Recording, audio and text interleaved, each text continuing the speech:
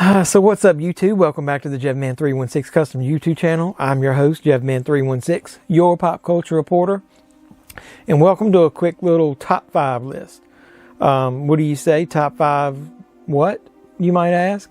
Well, in this video, I want to pass along to you the list of my top 5 favorite movies that I think you could watch to celebrate the Memorial Day holiday. Before we get into that list, though, I want you to do me a couple of favors. First, I want you to obviously support the channel.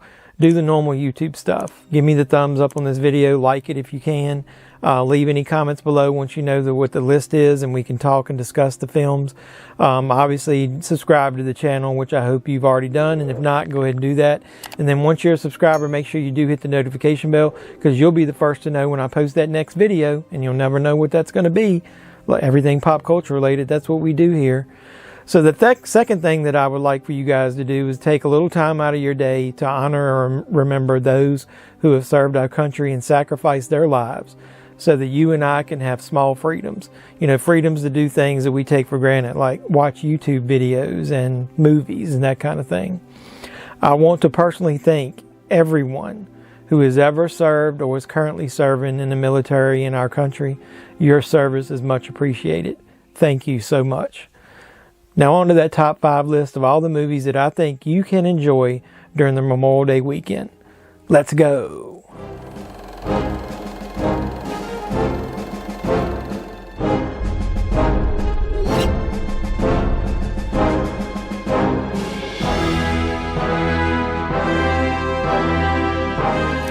So the first movie I think you can enjoy is called Inglourious Basterds.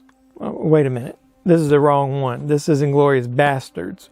Not Bastards. This is the 1978 original film that starred Fred Williamson and Bo Svenson. I meant this one. The Quentin Tarantino 2009 World War II action epic. Inglourious Basterds, as in turds. Bastards, not bastards. In this version, we'll see a Nazi-occupied France during World War II, where a group of Jewish U.S. soldiers who are led by Lieutenant Aldo Raine, who's played by Brad Pitt.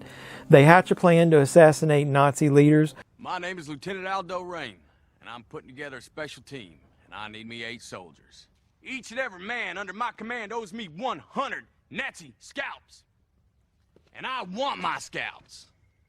While the framework of this film is fictional, the backdrop is obviously World War II and is very much true and pretty realistic for a Tarantino movie.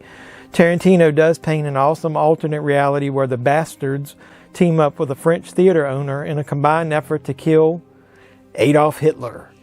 So that's one type of movie. The second one, let's say, is the 1982 drama First Blood starring Sylvester Stallone. In this movie, Stallone plays John Rambo. Everybody knows who John Rambo is, right? He's a Special Forces soldier who fought in Vietnam, who even won the Congressional Medal of Honor. The movie was way ahead of its time, actually. It presented a returning veteran as a loner in the world, a world that he doesn't fit in, a world that's turned its back on him. It presents a very different John Rambo than what we see in a lot of the sequels. They're more action films. This is more of a drama thriller type movie, even though it's got some adventure in it. You know, wearing that flag on that jacket, looking the way you do, you're asking for trouble around here, friend. So why are you pushing me? I haven't done anything to you. First of all, you don't ask the questions around here. I do. You understand? In this movie, he's obviously facing his personal demons and going through what we probably would label today as PTSD, but they obviously didn't call it that back in the day. This is a very, very different movie than the other sequels and remains just as powerful today as when I first saw it. And if you haven't watched this one recently, I suggest that you go seek it out and do a fresh watch of this one because it's a really awesome movie. I'm going to pick another movie that might kind of cleanse the palate. On this one, we got the 1981 comedy Stripes, starring Bill Murray, Harold Ramis, and John Candy. In the movie Stripes, which you probably already know this, but I'll tell you, Murray plays a cocky, smart-ass taxi driver who's named John Winger. Winger turns into the Army's funniest soldier when he enlists himself and his best friend in the Army.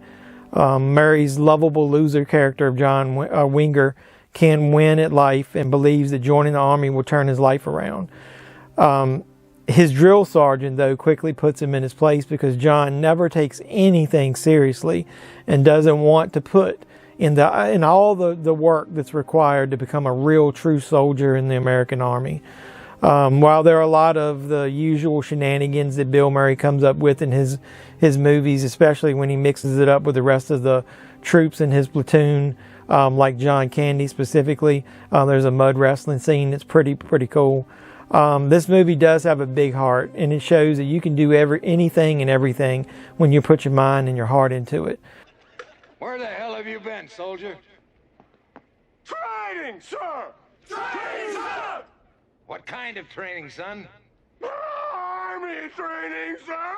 Army training, sir! John Winger also learns to put others before himself and actually becomes the leader that his platoon needs in the end when something happens to their true platoon leader. So this movie's got a lot of heart and comedy. That's the fact, Jack! That's the fact, Jack! So the next movie on my list is going to be the 1970, I would call it a dramedy, it's drama and comedy, MASH. It stars Donald Sutherland as Hawkeye Pierce and Elliot Gould as Trapper John McIntyre. The movie was directed by Robert Altman.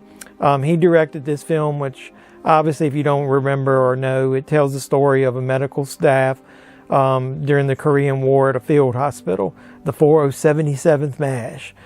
This film came out a couple years before the television show did, that this inspired the TV show. And I was never a big fan of the TV series. It just seems kind of tame in comparison to this movie. The TV show never really held my interest. But I've loved this film ever since the first time I've ever watched it. I think it's because it's really raw, it's visceral. The comedy and drama elements mix well together. The surgery scenes are kind of bloody. You couldn't see that on TV. They're really realistic. The emotions and the dialogue between the doctors and nurses also seems very realistic of what would happen in this type of situation. It becomes very believable that these soldiers would sometimes maybe act out, be juvenile and do some of the shenanigans that they do to distract themselves from the war that's going on around them. It's more realistic in the movie to me than the TV show.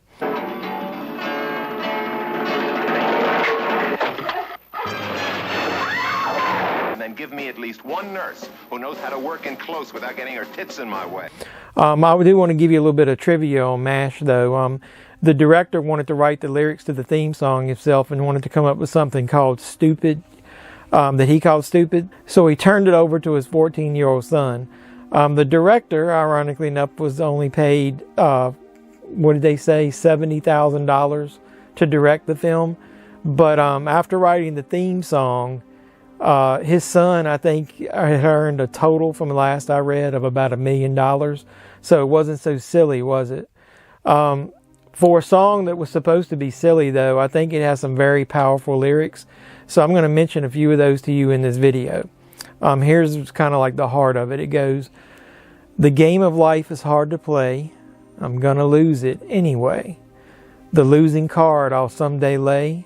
So this is all I have to say. The sword of time will pierce our skins. It doesn't hurt when it begins. But as it works its way on in, the pain goes stronger. Watch it grin." That's some pretty powerful words. So, if you've only seen the TV show, it only had the instrumental version of this. You need to see the movie and you'll get to hear those lyrics. If you haven't seen the movie, go watch it ASAP. It's a totally different experience. You don't know what you're missing. I love the movie, not so much the TV show. So in the final film on my list, it's going to be probably a Memorial Day obvious choice. It's probably number one on most people's list of war movies. I'm going to read you the Internet Movie Database description, though, just so I don't do it any disservice.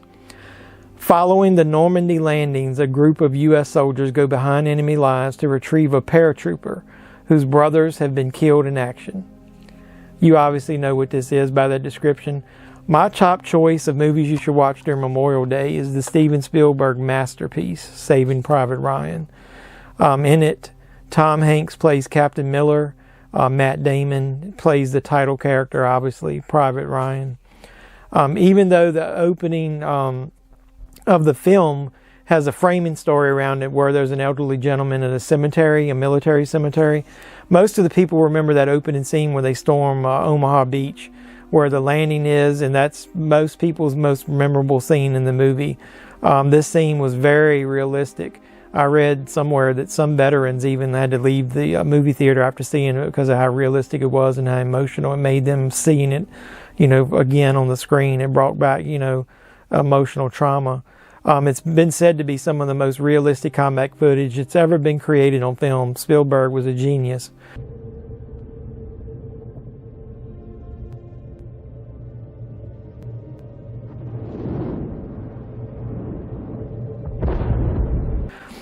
I'm not going to disrespect the film by saying what I think, whether it's really realistic or not. But I will say that the scene is really powerful. It grabbed me the first time I watched it and refused to let go until the final scene was over. If you watch this movie and your heart doesn't fill with respect and gratitude for every last person who's ever served and fought for our freedom, I just don't even know what to say. That's the best thing I can tell you about the description of this film. So let's just say, you really need to watch this film. If you haven't, what are you waiting for? Go out and watch it. You just have to. It's amazing. And I guarantee you it'll change the way you watch military films and think about military personnel. So that was my short list of movies that I think you could watch during the Memorial Day holiday to get into the spirit of our country. There's a good variety there. You get hit with a range of emotions from, laughing, comedy, drama, crying, sadness, realistic violence, everything you can think of for the Memorial Day holiday. They're all right here in this small group of films. So I'm just going to ask you, as I end this video, to continue to support my little channel. Do all the normal YouTube stuff, if you will. Obviously the most important thing is to subscribe if you haven't. But more importantly, I need you to stop and pause during this holiday weekend. Stop all your activities. Say a little prayer for the men and women who have sacrificed their lives to keep ours free. And don't forget to also thank all of the people who are currently serving for our country in the military for their sacrifice as well. I want to say God bless them and God bless you all for watching this video, and I hope you have a happy Memorial Day, and please do not forget what this means. Until next time.